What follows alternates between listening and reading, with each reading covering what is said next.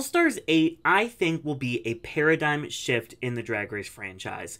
A season rife with drama, behind-the-scenes chaos, production missteps, queens rebelling, and a crazy amount of backstage tea being spilled to us by the queens themselves. So much happened this season. I was really excited all season long to make this video because of the fragments of tea that was spilled every single week, whether it be on Twitter, at Roscoe's, by the tea spillers on Reddit. I mean, altogether, it paints a very interesting picture of what actually went down on that set, and it is vastly different from what we saw in the finished product. I've been keeping my own tea checker this entire season, and it is pretty much filled to the brim with all of the juicy tea. Juicy tea. That will help me put together this video. I'm working with so much more content on this video than any other Riggory video I've ever made, so I'm very excited to finally bring you all the Riggory of All-Stars 8. But first, I want to thank the sponsor of today's video, MD Hair. MD Hair is the first medical-grade hair growth treatment customized to the cause and type of hair loss. Each kit is customized using both a quiz and a scalp picture analysis. The quiz is on MD Hair's website. You answer a couple questions that helps them figure out what areas you need to have targeted. This makes the kit completely customizable to your needs. So the products that I got in my kit was the Marine Collagen Powder, the Restore Serum, the Restore Shampoo, and the Restore Conditioner, and then the Restore Supplements. But even if you're not experiencing hair loss and just want some thicker and healthier hair on that little scalp of yours, MD Hair is the perfect way to get that hair you have literally always wanted. Growing up for me, my dad was bald, my uncle was bald, my other uncle was bald, my grandpa was bald, so I always kind of saw hair loss as like an eventual thing I was going to have to deal with. And I just turned 25, earlier this year, and let's just say the drain after every shower is getting a little bit more and more filled with my hair that I'm losing. And so this kind of came at the perfect time. It was like the stars aligning for me, because literally just when these luscious locks are starting to dwindle, MD Hair came to save the day. So I got to try MD Hair's full package for a couple of weeks now, and I'm going to continue using it so that I see the full effect of all of the results, and I'm very excited. So if you want to try MD Hair for yourself and see thicker, healthier, shinier, just nicer hair, and more of it if you're losing it, you can check out MD Hair using the link in my description and customize your hair regrowth kit. You can also use the code DETECTIVE70 to get 70% off your first customizable kit. So once again, thank you so much to MD Hair for saving this scalp and for sponsoring today's video. This season definitely was disliked by the fandom, and I made a whole video about it like a month or so ago. But the factors that I think contributed to this the most is that production had a very narrow view of how they wanted the season to go, seemingly more narrow than in past seasons. But also, in order to make the queens all come off well, a lot of behind-the-scenes drama and storylines and moments were all cut from the final product, so it just kind of feels like we're missing so much backstory for what is actually happening on our screens. This left many decisions and moments during the season very confusing, and it doesn't make for a satisfying conclusion to the viewers. I hope in this video I'm able to piece together the puzzle and make everything make a bit more sense. The first big piece of the puzzle that explains a lot of why this season was the way that it was began even before it started filming. So WoW had the intention of creating 2 All-Star seasons for 2023. One which would be a fan favorites like Iconic Queens type season, and the other being an early out season. We know this is true due to it being corroborated finally by Rock'em Sakura, who said that she initially said yes to the call when it was just an early outs cast, but when things changed, she dropped out. As WoW was getting their 2 casts together for these separate seasons, girls started pulling out of both. We know that queens like Plastique Tiara, Cheryl Hole, and Jamie Jacquet were all invited to be on the season, but it's unclear which queens turned down the offer immediately and which queens initially said yes but then dropped out later. This is not a new issue for WoW though. All-Stars 5 had many girls turning down the offer, and it seemed like many Ru girls were just not interested in going back at that time, which is why All-Stars 5 and 6 ended up having a lot of early outs on their casts. They had to fill them out somehow, and a lot of the girls that they were banking on coming back were not interested in the offer at that time. Another huge roadblock for production was the uprising of the All-Stars 7 cast following the airing of their seasons. The girls were so upset with how things went on that season that they all came together and filmed a reunion special hosted by Bob the Drag Queen, where they were going to talk about all of the tea, things that got cut, things that they weren't allowed to talk about, all of that. Now, this ended up getting blocked by WoW, who threatened to sue them, but it was very obvious that a lot of shit must have gone down. And let's be real, the girls all talk. So I'm sure that word got around the RuGirl circuit of some of the shit that they were upset about. So these factors, along with the fact that they don't get paid a ton for All-Stars, led to a lot of girls just not being interested or backing out. So if you look at the format for All-Stars 9, I think that is a direct result of the chaos that occurred trying to cast All-Stars 8. And don't worry, I will not be spoiling any actual cast members of All-Stars 9, just like little tidbits, like the fact that the girls are now getting $75,000 for their runways and their stipend just to show up, and also getting to compete for the entire season. I mean, I think WoW is really trying to entice queens to come back, and it shows with what is going on right now while they're filming All-Stars 9. So you have half the early outs cast dropping, half the iconic queens cast dropping, so they ended up combining the two, and that's how we got our cast for All-Stars 8.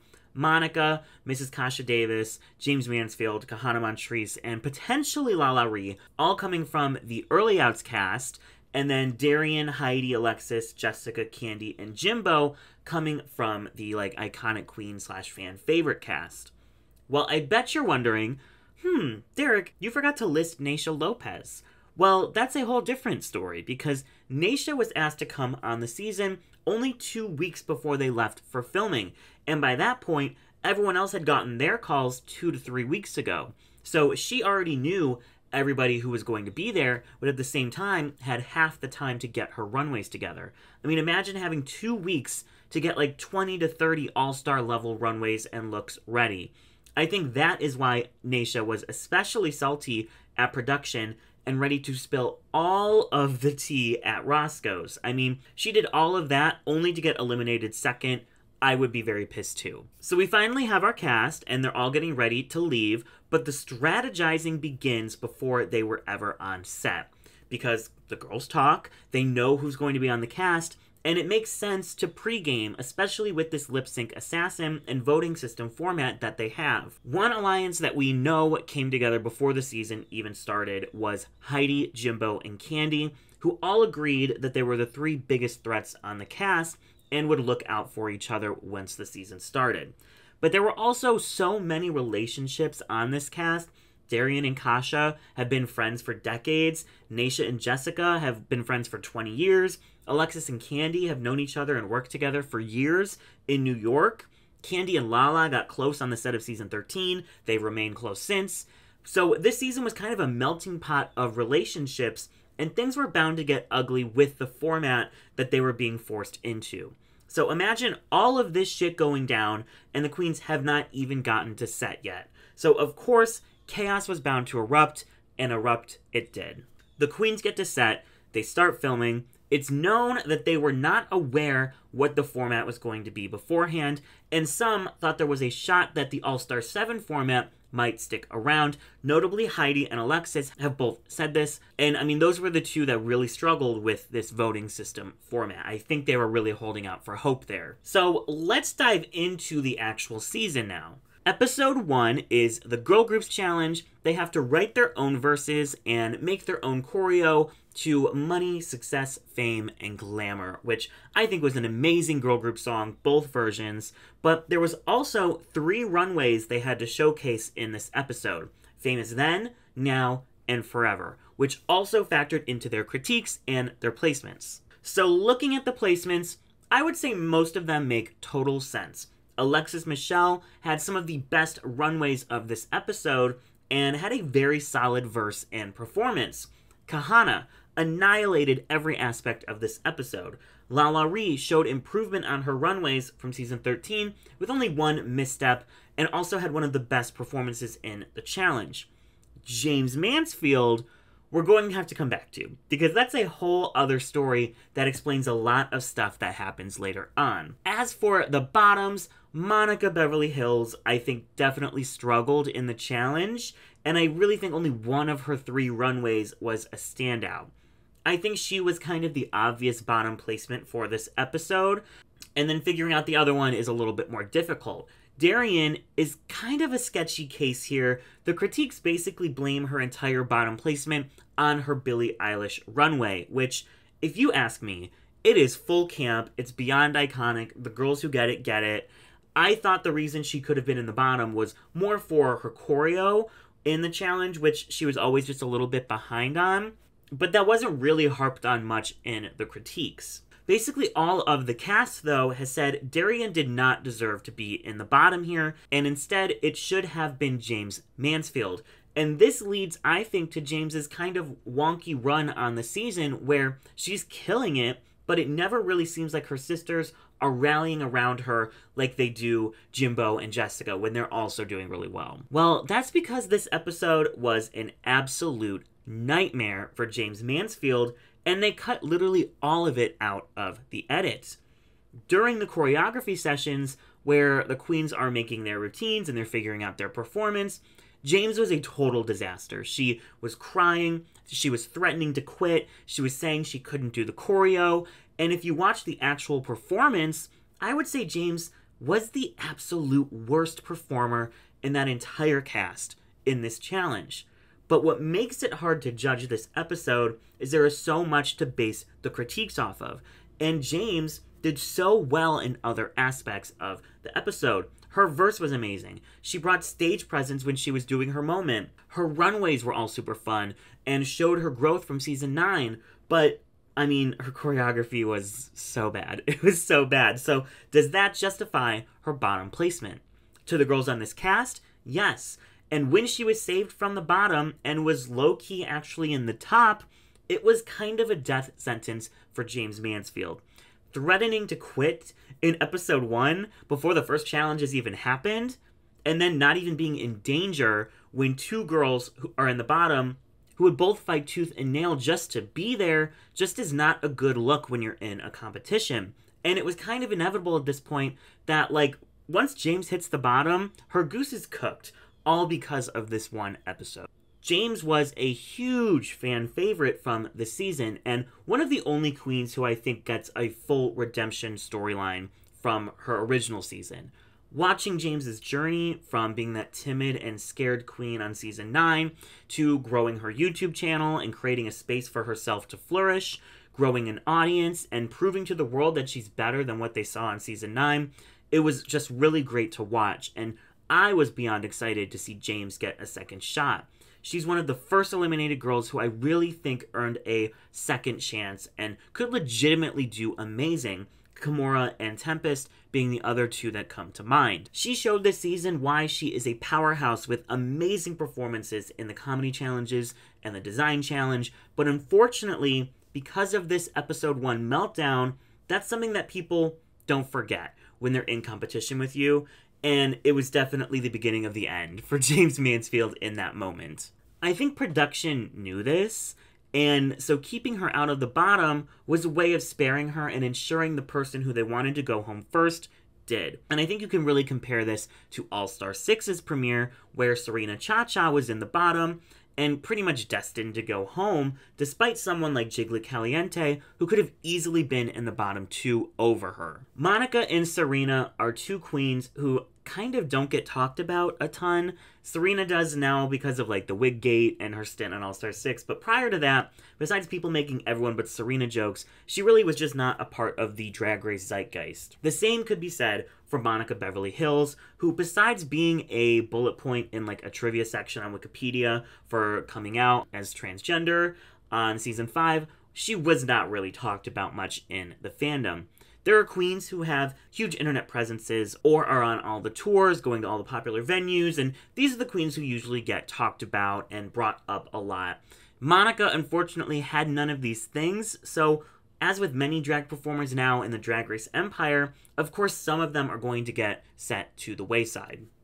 Monica getting this opportunity was huge, and despite her kind of being destined to go home first, I do think production cast her to be the first boot, if we're being completely honest. She rose like a phoenix from the ashes with that soaking clock at the end of the season. Kind of like Silky, who went home early on All-Star 6, but then had an iconic moment at the end of the season that made this huge statement and kind of put her stamp on the season.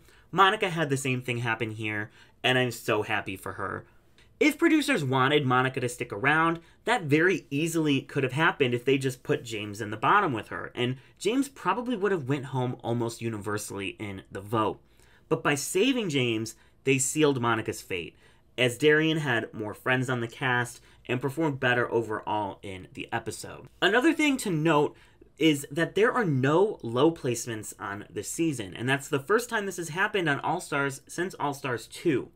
This season kind of has an inconsistent judging template where instead of the usual 6 queens getting critiqued, 3 high and 3 low, some episodes have 6 with like 4 high and 2 low, and then some have, 5 queens getting critiqued with 3 high and 2 low. It's just not as consistent as it is on other seasons. And I'm not exactly sure why they got rid of low placements, and I guess there is an argument to be had that like Jaymes might have been low this episode and Kandy might have been low in the ball, but the critiques maybe were just edited to make them more favorable, but I guess we'll never know that. During the critiques, Jaymes does start to get critiqued for her challenge performance when Ross calls out that she really didn't know any of the choreo, but then he follows it up with, "But I don't even care," which very much just gave like, "it's okay because you're Alyssa" energy.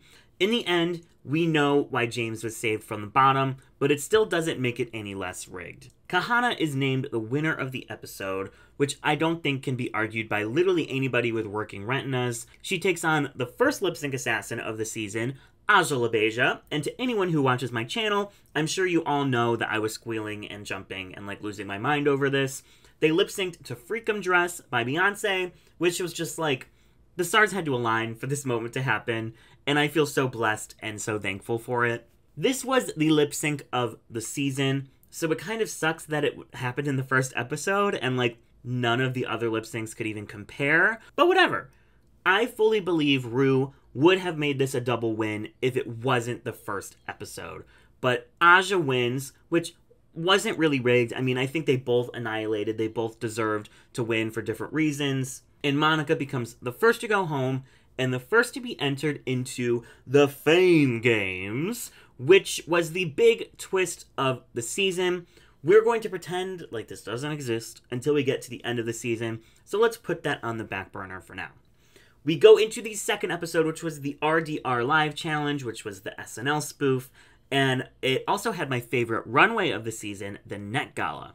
This episode was a little bit of a mess. So this whole episode, it was actually incredible. One of my favorite episodes of the season. The runway was fantastic, the challenge was funny, and almost all of the queens slayed it. The bottom 2 consisted of 2 queens who were fighting to stay. It was just very juicy. This episode is kind of hard to judge because everyone did so well. But there were definite standouts. Kasha did amazing playing both of her characters. She comes in during the opening monologue and immediately kind of outshines Kandy. And then she comes in as her character Barb during Jessica and Jimbo's skit and I think knocks it out of the park. Heidi slayed as like the weekend update reporter. She had some great material to work with, and even with Lala and Kahana struggling on either side of her, she really didn't let it affect her performance and killed it. Jaymes kind of has a smaller part. She's in the CDC skit, but she soaks up every moment she's on screen and takes advantage of every line, every facial expression, all of it. I also think Darian did fantastic in her Jersey Girl skit with Alexis being the more bombastic and like outwardly funny of the two. The issue is that Heidi and Kasha both have some weak runways, and Heidi definitely went for something avant-garde, but it doesn't really look flattering or like come together as a concept, and the Net Gala theme gets totally lost. And then Kasha, I think, has a super cute concept. She's looking like a fairy tale book character. It's very on brand for her. And from the waist up, I think she looks amazing. But the weird length of the skirt and how badly the boots cut her legs off kind of make everything look a little wonky. So none of the 4 that I mentioned as standouts get the win. However, the win goes to Jimbo, in a move that I think was more based off of her insanely next level runway than anything she actually did in the challenge. In the challenge, her and Jessica play these like horny groundskeepers, and it's a funny skit, but doesn't really take off until Kasha comes in. I think Kasha really like brings something that makes this skit go to the next level. Jimbo, I think, plays a tiny bit too small, and Jessica plays a tiny bit too big. And if they both just kind of met in the middle, I think it would have been even more successful. But we've seen this on All Stars before. Giving a win early to a queen they want to see around for a while pretty much ensures they're going to be safe if they fall into the bottom, since most queens vote off of track record. Of course, this didn't work in Jimbo's favor during UK versus the World, but usually it's a tried and true method. I think the win could have gone to Heidi or Kasha over Jimbo. We've seen plenty of queens win challenges and runways that aren't the best, and it's kind of a crime against humanity itself that Kasha wasn't even in the top for this challenge, when in my opinion, she was the best of the week. As for the bottoms, Naysha and Kahana are kind of the obvious choices. Lala Rhea is another option. She was a little stiff during her delivery of the jokes, but the material was so good and she had enough like cute moments that I think she just edged out Kahana in this challenge. But that also means we had to see that first episode winner falls into the bottom 2 narrative, cliche yet again, but at least this time it did feel fair. Naysha is pretty much screwed here. I mean, she was not a standout in episode 1, and now she's in the bottom episode 2 next to the queen who just won episode 1 and is absolutely killing the runways. So her fate kind of felt sealed in this episode. She was the worst in the challenge, and her runway was absolutely stunning, but it did lack a little bit of perspective that most of the queens brought to their looks. Jimbo goes up against Pangina in the lip sync for the win, and, well, now everything makes sense. I mean, we saw this a lot on All-Star 6, Coco being brought in to send Serena home, Raja lip-syncing against her Season 11 sister Brooklyn, Trinity and Laganja lip-syncing against each other, both from Season 6, Jessica sending Yara home, etc. But this was the worst offense yet. This is what I think was the first huge strike against the season. Everyone was already expecting things to be rigged for Jimbo, considering that she was a huge fan favorite who was prematurely but fairly eliminated on her last season, and she was a huge favorite by RuPaul and the producers. This felt so staged, it was crazy. I'm sure other queens saw it too, and maybe that will come into play a little later. Jimbo loses the lip sync to She Bop, which is a bop, and Naysha is sent home pretty unanimously. Everyone keeps Kahana, except for Jessica and Kasha, and this hugely comes into play next episode. So the next episode is the supermarket ball, and the episode starts off with Jessica and Kasha explaining their reasonings for voting Kahana.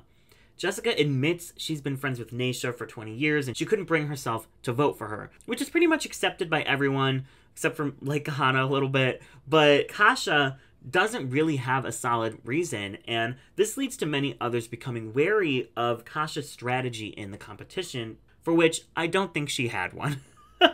For the ball, they have to do 3 looks: Legendary Queen, Fruity Patootie, and a look made from supermarket materials in the workroom. Balls are always hard to judge, especially in the dark. There's no set weight given to any look. The first 2 looks are brought from home, but the third is made there, so I always give the third look the most weight and care a little less about the first 2, but the way the judges look at it is kind of intentionally vague so that they can justify putting people in the bottom and the top for different reasons. This episode is wild because the 2 queens who I would have chosen as the top 2 were both safe, and I immediately smelled a stun. In the top, we have Jessica, Jimbo, Kandy, and Lala. I was literally flabbergasted.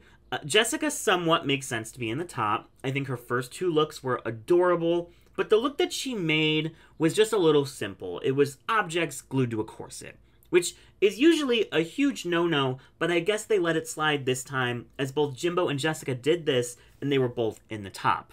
Jimbo also somewhat makes sense. All her looks were polished, gave different silhouettes and different vibes. Her first look was futuristic and avant-garde. Her second was more of a classic gown. And then her third was a campy corset.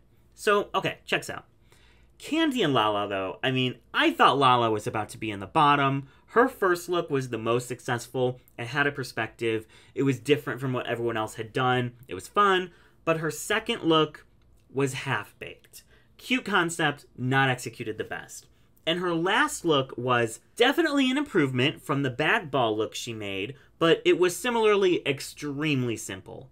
This whole episode is kind of teasing, like, is Lala going to get a redemption from her last ball or not? Ru mentions it, the other queens mention it, and Lala is stressed about it in the confessional. So while she manages to outdo that look, basically everything else in existence could have outdone that look, so I still think she made a very simple and underwhelming garment, given the time that they had. Like, compare this to Heidi's look. They both had the exact same amount of time, but you can see all the work Heidi did compared to Lala.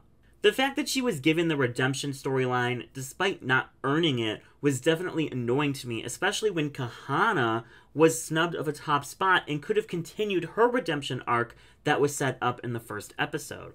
But Kahana gets completely sidelined for the rest of the season in favor of queens like Kandy and Lala, who production just obviously had more interest in seeing make far.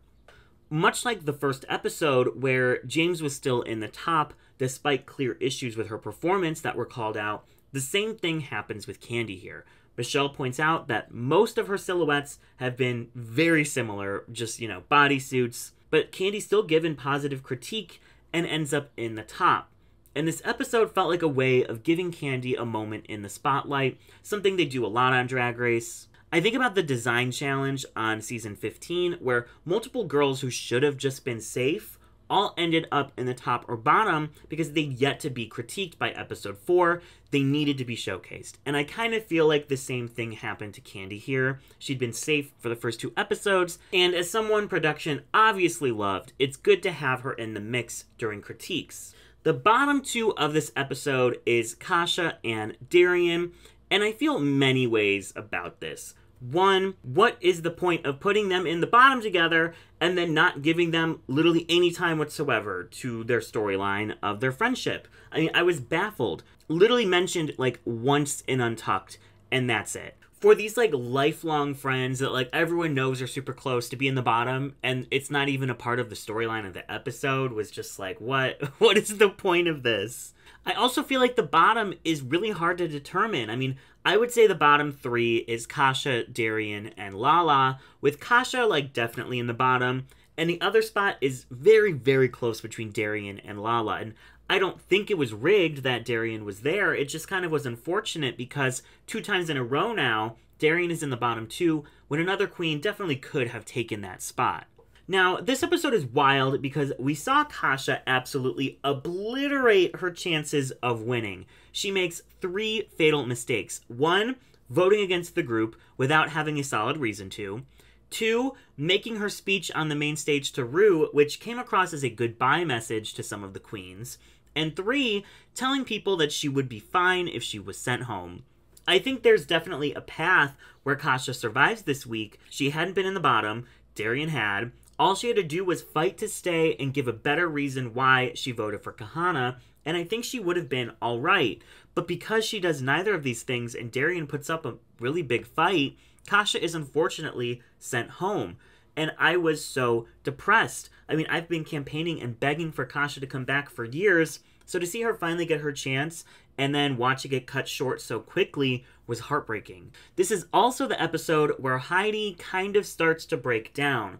After delivering arguably the best runway package in this entire ball, and then being only safe, she starts to feel overlooked and then threatens to quit in Untucked. This is definitely an early sign that Heidi is going through an emotional time outside of the show, and being in this environment is definitely not the best thing given her mental health at the time.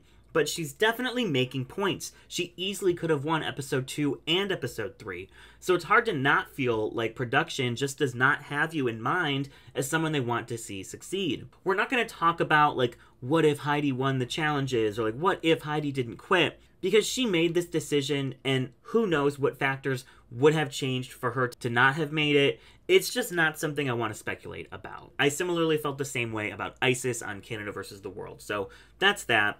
Jessica wins the challenge, and I do somewhat think this was for insulation as well. She had just voted against the previous challenge winner, and despite her having a good reason for it, I definitely could see that it could come off as shady to some queens. Her having a win now makes it harder for people to justify sending her home. She lip syncs against Raja O'Hara to Coconuts, and I can't help but feel like this song was on the season for Jimbo.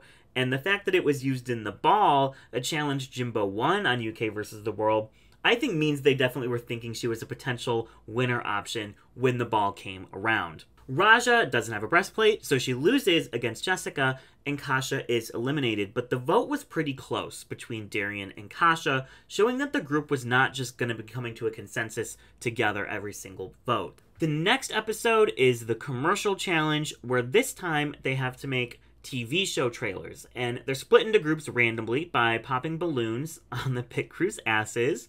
This challenge is always fun to me because it gives the contestants full creative freedom, and we've seen some awesome stuff come out of that. I would say this is one of the weaker challenges of the season, though. No one like flops, but the concepts aren't super funny, and Jimbo, Lala, and Heidi are really the only standouts in this challenge. I have no Riggory here listed on the graphic, and with the way that it was judged in teams, that's true. Darian's team did the worst, Jimbo's team did the best. But honestly, I don't think I would have personally judged this in teams. I do think if this challenge was judged individually, Darian would have been safe, and Kahana probably would have been in the bottom. But both of them either got saved or dragged down by their team. I also think that Kandy and Jessica did fine, but Lala and Heidi were amazing standouts for the week, and I would have loved to see them in the top. This challenge is always judged in teams, though, so I don't think it was rigged that it wasn't. Darian really got dealt a bad hand this season. Like I said, 2 of her 3 bottoms, I do think other people could have taken her place. And then this week, for her entire team to end up in the bottom, and for her to go home, despite having the best performance of the 3, as well as being completely thrown under the bus by Alexis Michelle on the way out, it was a rough go for someone I was beyond excited to see come back. So, time for the train wreck of an episode. That is episode 5. The one where Heidi quits, so much tea is spilled, and so many questions are left unanswered by the edit. So I'm going to do my best to break this all down based on what the queens have said since. So there was a ton of alliances on this season, so many more than what we saw in the edit. Kandy was kind of at the center of most of these. She had alliances with Kahana, Lala, Heidi, Jimbo, Alexis, possibly more.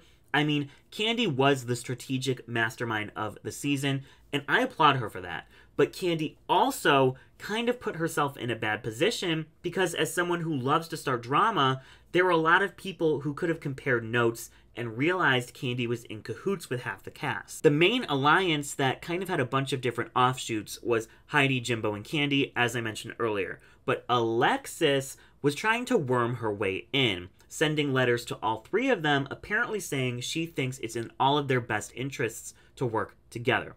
I don't think any of the 3 of them took this seriously, but of course they're going to tell her, yes, I'm in, because you never turn down an alliance. Now, from Kandy's perspective, she said that she was bored and wanted to start some drama, so she told the girls one day that they should take out Jimbo the first chance that they get. Do I believe that this was just a planned pot-stirring moment?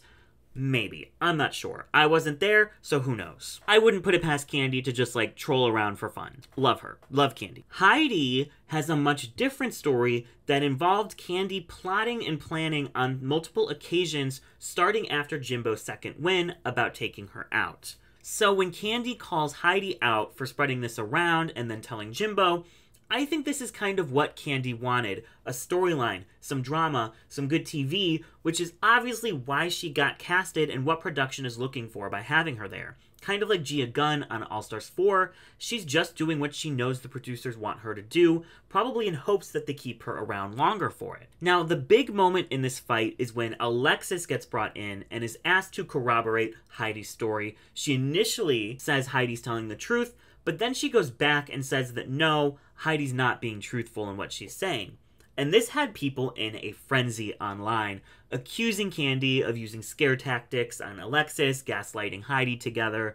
It was a lot. It was a lot. What I really think happened, based on all the tea that we've gotten, is Alexis knew Kandy was the strategic mastermind and had her hands in a lot of cookie jars. So going against her at that point would have been a bad move for Alexis's game. It's severing that alliance and alienating Kandy and probably by extension Lala and Kahana. I think we see her working this out in her head and come to that conclusion, which is why she changes her answer. Now, this is just all speculation by me, just trying to put together the pieces of this like jumbled puzzle, but that makes the most sense to me. Regardless, the fight becomes too much for Heidi, and it was said by multiple queens this whole ordeal went on for an hour and a half, and afterwards, Heidi quits before critiques, and no one goes home since she took their place. I just want to say, I know Kandy has so many haters online, and all I want to say to you is, have some fun. Just sit back on the couch, watch some fun television, and have some fun. Any comments that are even like remotely negative about Kandy as a person, like if we want to critique her challenge performances and like whatever, that's fine. If anybody says anything negative about Kandy as a human being in these comments, I will take it down so fucking fast. So don't even try it. I have blocked, I would say probably 50 to 60 people on Twitter throughout this season who just come into my tweets and say disgusting things about Kandy Muse. So I have no problem blocking people from my channel, blocking people from my Twitter. I don't want that energy anywhere near me, so go away. Leave me alone.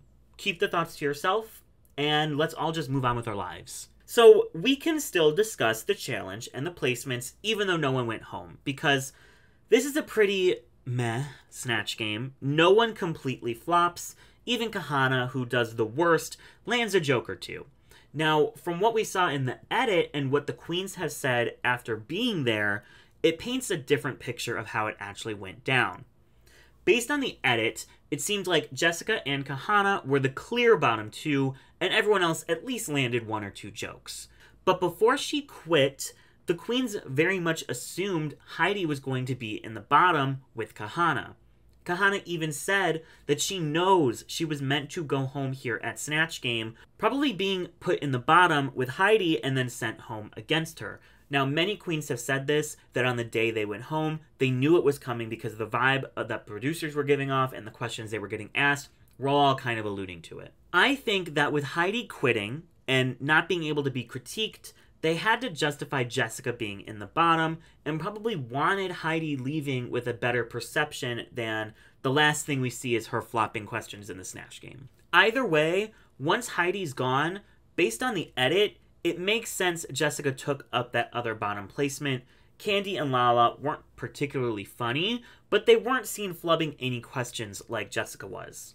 The tops were all correct. Jimbo, Jaymes, and Alexis all devoured, and these were all winning performances on any other season. But Jimbo took huge risks playing Shirley Temple, playing a kid, dabbling in physical comedy, and landing every punchline and every answer. Her winning made the most sense. Kahana Montrese really was the cat with 9 lives on this season. Like she said, she was probably destined to go home here at Snatch Game, but Heidi leaving the competition saved her. And what we'll see in the next episode, it took some very specific scenarios to happen for her to stay yet again. Kahana really did get kind of robbed of a redemption arc on this season. She falls prey to the first winner curse, which we've seen on every single season since the lip sync assassin twist started. Whatever queen wins the first episode is then destined to flop afterwards. India Farah, Yara Sofia, and Kahana Montrese all have huge nosedives in their track records after the first episode. I do think Kahana's track record could have been a lot better, potentially being in the top during the ball and safe or low instead of in the bottom in a few different challenges. But despite the show not giving her a redemption arc, she definitely got one with the fandom regardless. Her runways were beyond iconic, and she showed so much more of her personality and skills than she did on season 11. So I think her career is set up to explode from here on out. Episode 6 is the Joan Rusical, which starts the streak of episodes where literally every queen does an amazing job, and determining who's in the bottom and who's in the top is near impossible. That's why I have both of the bottom two in red, because I do think Jimbo was saved here. But determining who she's up against is so hard, since Jaymes did amazing in the Rusical, but had a bad runway, while Kahana lacked a little something in the Rusical, but had a fantastic runway. It really is hard. We're really, drawing at straws here. Jimbo didn't even do a bad job this episode. She did great, but I think overall was the worst because she didn't feel like she was connecting to her role. And it's literally one of the most unhinged roles in the whole thing, so you would expect Jimbo to attack this and slay it. But I do think she's a little apprehensive about her performing ability, and especially after losing 3 lip syncs now, and this being the challenge that sent her home on UK vs. The World, I think she let the nerves get the better of her here. After the whole debacle where Kandy got accused of wanting to send her home, and this whole conspiracy starts, I think production was even more worried about putting her in the bottom than they were prior. Also, especially because of how far away in the lead she was in the competition. If Kandy were smart and won this lip sync, she should have sent Jimbo home to increase her chances of winning. So to bypass all of that, they simply make Jimbo safe and put both Jaymes and Kandy in the bottom. Like I said earlier, I don't think the queens forgot James's meltdown from the first episode, and with this being her second bottom now, it was easily justifiable to send her home. Now, there's a bunch of mystery around Jaymes this season, as it seems like there might be some more tea with her in the cast that no one has discussed. She didn't go to Roscoe's, and it seems like Naysha is holding back some more tea on what happened with Jaymes behind the scenes, based on little remarks, especially one that Kandy makes and that Naysha laughs at. I guess we'll never know unless someone spills, but for whatever reason, I don't think Jaymes meshed well with this cast and did not factor into any of the alliances or groups that were formed, making it even easier to send her home. What's so sad about Jaymes going over Kahana, though, is that the next few challenges were made for Jaymes. The improv, a design challenge, and the roast, she would have devoured all 3 of those, whereas Kahana just goes home the next episode. I really do think if Jaymes had survived this week, she would have went all the way to the end, but that is in a different timeline. Kahana has also said that the queens all felt like she didn't deserve to be in the bottom, so they did not want to send her home, despite all voting for her to leave the episode prior. I think it was a difficult balancing act for the cast and their votes this season, because there were so many alliances that always came into play, but at the same time, there had to be some illusion of fairness to keep both the fans and the other competitors happy. I do find it very interesting that literally every person voted for Jaymes to go here, though. That's definitely, there has to be more tea. Kandy wins this challenge, and I mean, it was kind of obvious that that would happen. She ended up with the wire hanger number, which apparently there was a lot of fighting about between Alexis, Jessica, and Kandy that we didn't get to see. The 3 best roles in the Rusical went to the top 3 of the challenge, which is also not shocking. Everyone is performing at such a high level at this point that sometimes just the material that you have to work with can set you apart from the rest. I think Lala could have easily won this challenge too, but I don't think that it was rigged that Kandy won here also. Kandy wins the lip sync to I'm Not Perfect, but I'm Perfect for You against Angeria. That checks out. And we move on to the Forensic Queen episode. One of my favorite challenges in recent seasons, and one of the most chaotic episodes of the season. So you have Alexis breaking down, you have Kahana threatening to quit, Ru coming in to calm everyone down, and that all just happens within the first 15 minutes. Kahana is super defeated because they have yet another comedy challenge, and based on every comedy challenge so far, she has yet to impress the judges. I do think this is a direct result of her not necessarily getting the attention she deserved for some of her performances. Like, if her track record had been better, she probably would have had more of a fight left in her. but besides the first week, she's either been safe or bottom the whole season. I can see how consistently feeling overlooked and like your best just is not enough could get to be too much, but I'm glad she pushed through and decided not to quit. Alexis Michelle, let's talk about Alexis Michelle. Oh my god, is she not the best television ever? Literally everything you want to see from Alexis Michelle, she brought. Delusional moments, emotional moments. I mean, her edit was a roller coaster. She was either crying or trying to fuck Lala Ri the entire season. But she brought so much fun to the show. I'm glad we got to see more Alexis, and I think her run is actually pretty underrated this season. She does fall into the bottom this episode, but recovers right away the next episode, and then goes home on a challenge that she did great on, but just had to be in the bottom for.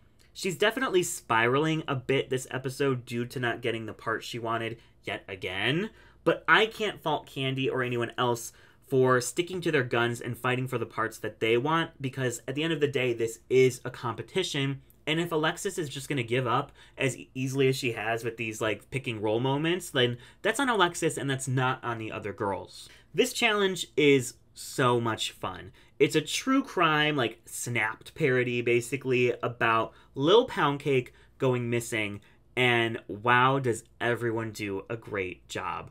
Lala and Jessica are huge standouts. I think about Lala on the golf cart and Jessica's taco speech and the "that was weird to me" line, like, all of the time. Jimbo does a great job with her stink finger. And then there's Kahanna, Kandy, and Alexis, who all do well, but it's just not as well as the other three. Upon watching a few times, I do think Kahanna shines here. Her Akuria is the body joke kills me, and she definitely nails the character that she's supposed to play. Alexis is fine, but she just doesn't really have many jokes. And Kandy is fun, but at the end of the day, she's just playing Kandy yet again. I do think there's a solid argument to be made that Kandy could have been in the bottom two over Kahanna. But at that point, Kahanna had threatened to quit, which was kind of the death spell for her spot in the competition. And it did kind of feel like her story was over, whereas Alexis and Kandy both had some fight left in them, and were two people very entertaining to have on the television, on your television. It does make sense why Kahanna gets shafted here. It's just sad that after her first week, she continually was denied any praise for how well she was doing. The next episode is the second design challenge of the season, and the queens are given boxes of fabric and items that correspond with the aesthetics of 5 different all-star winners. I think the results of this challenge were pretty obvious. No Riggory was afoot. Alexis clearly had the best look. I mean, she was stunning, a top-tier design challenge look. And then Kandy and Lala did an alright job, but just not enough to keep them out of the bottom when everyone is performing at such a high level. The big storyline of this episode is, will Alexis keep the promise she made to Lala in the episode prior when she was in the bottom and alluded to saving Lala in return if Lala saved her then? She's put to the test immediately and sends Lala home in a shocking elimination. The relationship is focused on all season long as, like, Alexis harbors kind of an unrequited crush on Lala, so it was even more shocking that she kept Kandy over her, someone who was huge competition. Heidi talked about at Roscoe's how Alexis really wanted to change her perception by the fan base going into the season, but by not sticking up for her when Kandy was calling her out, and then sending Lala home over Kandy, she failed at this. And I partly agree. I don't think she became a massive fan favorite or anything by being on this season, but I do think she made amazing television, and most fans will appreciate her for that. Like, come on, we all know she understood the assignment. It was nice finally getting to see her win, too, after doing so well in a lot of challenges, but just always kind of being outshined by someone else at the end of the day. You might have noticed that I've given every eliminated girl a purple circle instead of a red or a green, and that's because there's no Riggory in the decisions that people make to go home. Like, even if it's a controversial one like Jaymes' or Lala's, that is the decision that the queens make, and so we have to accept it. I'm going to be so real. The next few episodes don't have much Riggory. Jimbo totally deserved to win the roast. I found it funny that the entire episode was about how she's probably gonna flop, only for her to slay it. They did that in the design episode too, and, like, come on. Like, I know they have to try and make it less obvious that Jimbo is slaying this entire season, but damn. The storyline of Alexis Michelle trying to be a strategist, but shooting herself in the foot with every move she made and then ending up with no allies at the top 4 is pretty satisfying, I have to say. Then at the makeover, Kandy is very clearly the winner, and her reasoning for getting rid of Jessica over Jimbo does make sense to me. She said at Roscoe's that she knew she could beat Jimbo in a performance challenge at the top 2, but wasn't sure how she'd fare against Jessica. That, along with them being allies and Jimbo being a huge fan favorite that the audience would probably attack Kandy for if she got rid of, I think all factors into why Jessica goes over Jimbo. Jessica is another example of an early season girl finally getting her second shot and doing the absolute most with it. The only challenge she did not exceed in was the Snatch Game, and even then, her performance was not terrible. She is the perfect example of how you don't have to actually win the season to win the season. Jessica is going to be booked until the end of time, probably asked back in some capacity on another season, brought on things like the pit stop, and could even get her own Wild Plus show if she wanted. I mean, the possibilities are endless for Jessica Wilde because of her performance on this season and how well she showed herself to the audience, and I absolutely love to see it. The next episode, all of the eliminated girls come back to compete in the talent show. We're really not going to look at the performances. I mean, the top 2 was chosen, and I agree with it. Lala and Jaymes did an amazing job, especially since like Jimbo and Kandy were ineligible to be chosen. They made sense. Jaymes and Lala did amazing, but it was also not lost on me that these were the 2 queens who were seen as being the unfairly eliminated queens from their episodes. Something very interesting about this episode is that there was a huge fight between the cast that was completely cut. Based on how Naysha explained it, it was giving All-Stars 3 when like they all came back together and they all fought over their eliminations. They fought about Heidi quitting. They fought about Alexis and Lala. Like, Alexis and Lala got into a huge fight. Like, and then Alexis is like, Kandy, I should have sent you home. Like, it all sounded like it got pretty heated, so why would they cut it all? This episode was definitely giving All-Star 7 vibes, where the premise was to make everyone look good and give everyone their moment in the spotlight. No one got bad critiques, even the queens who did somewhat deserve it in the talent show. And including this huge nasty fight, I think would have taken away from the vibe that they were going for. But like, damn, I wish I could see that footage. If someone raids WoW's database and sends it to me, I would pay good money for that. It's time to finally talk about the Fame Games. I unfortunately don't think this worked as well as they were hoping. But in general, I like the concept. I like that the eliminated queens can show off all of the garments that they paid probably buku bucks for. I just don't think that what we were actually voting on was very clear. Was it the runways? Was it the talent show? Was it the stuff that they did online during the season? I mean, or was it just like how much we liked them? I mean, was it all of that combined? I hope they bring this back every season and just make it less of a big deal. Like, no need to complicate it with a wheel and like double or triple your points or like any of that mess. Just have the girls come back and show their looks every episode, and at the end of the season, we vote on who had the best runway package. And that's the end. Before the talent show episode kind of like fixed the points in Lala's favor, I think it was probably going to be Jessica or Darian winning. I mean, they had a lot of fan support online. But after Lala's amazing talent show, I'm sure that also garnered her some more votes, and with her 3 times her vote power, that tipped the scales in her favor. But then, that just feels wrong too. Like, basically, whoever won the talent show was probably going to win the Fame Games. Which just means production really didn't let us take this into our own hands. They still managed to manipulate the result. I'm happy for Lala. I just wish the voting was more fair and there were no multipliers and all of that mess. But what's even more annoying is production wasn't going to pay them for the time it took to film all of their Fame Game looks. Naysha had to fight with them in order to get them all compensation. I mean, it's giving when Shangela had to fight for the girls to get paid more during the Christmas special when it took longer than initially agreed upon. Where is this Ru Girl unionization? Because holy shit is that fucked. So now, that leads us into the finale. And wow, what a mess this was. The tea that leaked, I was gagged, I was gooped, I was gobsmacked. So let's break it all down because this is like Riggory. This is like the ultimate Riggory. So the top two are each given a song by Leland, aka my celebrity crush, my future husband, all of those things. And they have to do a performance to whatever song he makes for them. And I was immediately a little suspicious of this because I'm like, how quickly did Leland have to write and produce these songs? I don't think he could do this in like a day or two after Jessica's elimination. So does that mean he made 12 songs for every person on this cast? Because that also makes no sense. I would be interested to hear the behind the scenes of that process and at what point he made the songs, how many songs he made, like for how many queen, like all of that. But the tea actually comes from the fact that the cast had to give Leland a few songs that they like to perform to and kind of go with their performance style and their vibe. And one of the songs that Jimbo gave him was Milkshake by Kellis. So right before the final lip sync, production tells them that they are changing the song to Milkshake. And Kandy pops off, as she should.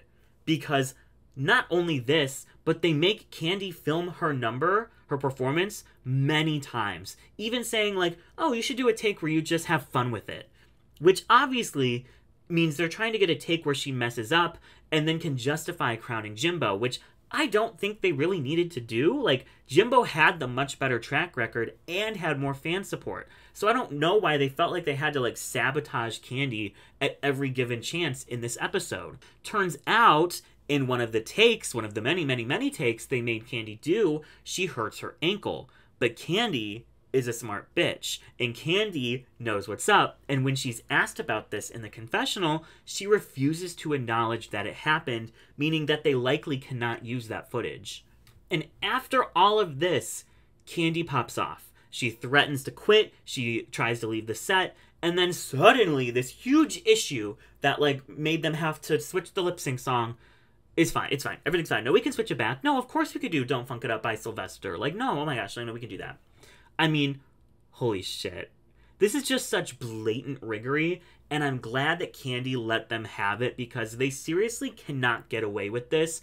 It's very messed up. I genuinely feel like for this season, it would have been much better to film them like Big Brother style and like turn Untucked into like the offset moments at their little home because we missed so much that didn't get filmed. Alexis sending out her letters, Kandy potentially throwing Jimbo under the bus to stir the pot, most of the alliances that were forming and strategizing and all of those things. Genuinely, I don't think this twist can work super well on Drag Race, the voting twist, unless they up the episode to 2 hours and include more of that strategy. Because there's not enough time to squeeze in all the things that they have to do and then also all the strategizing. One of them is going to take the back seat, and this season it was definitely the strategy. And we missed out on so much nuance and explanation and like backstory on so many of the things that were going on. The fact that I basically had to paint a whole new picture of the season using all of this behind the scenes tea that's been spilled is crazy, but also these girls are testing those NDAs. Naysha, like, you in danger, girl. I think WoW knows this season did not land, and that they're definitely now course-correcting on All-Stars 9. I mean, I think every single queen on All-Stars 9 has won a Maxi Challenge, which has not happened since All-Stars 2. Actually, no, one of them did not, but, like, could have, or should have. That's all I'll say. They're giving them a lot more money and resources, and they're doing all these things to ensure that they get on the good side of these queens, and that they get a good season out of them. Overall, All-Stars 8 had so much potential. I mean, me and Matthew did a whole video raving about how iconic the cast was, and I still do believe this cast was iconic. I think almost every issue I have with the season falls on production. But in the end, I do think the rightful winner was crowned, even if it was obvious from literally day one that Jimbo was probably going to take this season. And even though they tried to edit her as like potentially flopping left and right, we all knew Jimbo was going to win. And she did. And you know what? I am excited to see Jimbo now on All Winners too. So, whatever. And that is the riggory of All-Stars 8. Production was going to do whatever it took to ensure Jimbo won, which is something I think we were all scared of going in. And they went to literally insane lengths, potentially ostracizing several queens in the process from this franchise. I hope it was worth it, WoW, because it sure didn't make for great TV. Thank you guys for sticking around for this long-ass video. I had a lot of fun making it and keeping my little tea checker all season long so that I could, like, not miss a single detail. I hope this made the season make a little bit more sense to you if you're not someone who, like, pays attention to the Roscoe's viewing parties or, like, the Twitter. Like, I feel like a lot of casuals were probably very confused. So, like, if you're a casual and you watch this channel, let me know, like, how much of this stuff you didn't know about beforehand. Because I'm sure for most people watching this, like, you knew all of the tea. This is just more of, like, putting it in chronological order and, like, making it all make sense. So, yeah, let me know. Me and Kayla Says did an amazing episode kind of wrapping up this season on the Rigged Recap podcast. So go listen to that on all streaming music platforms. And we are extremely close to Drag Duel coming out. The first episode will drop August 14th, with the Meet the Contestants dropping the week before that on August 7th. So we're very, very close. I've been raving about this. I'm sure you guys like, shut the fuck up, but I don't even care. This cast is incredible. These promo looks are going to be incredible. I'm putting together a promo look that's really, really fun, and I'm just really, really excited. So please go subscribe to the Drag Duel YouTube, and the Meet the Contestants will all drop there on August 7th. Follow us on Twitter and on Instagram and all of those things. The coverage of All Stars 8 is not over yet because we have to do our unrigging. I want to rank all of the All-Star seasons, so that will be coming soon. And yeah, make sure you subscribe to the channel and follow me on all of my social medias. They're listed here and in the description below. Thank you guys so much for all the support, for all of the love, and I will catch you all in the next one.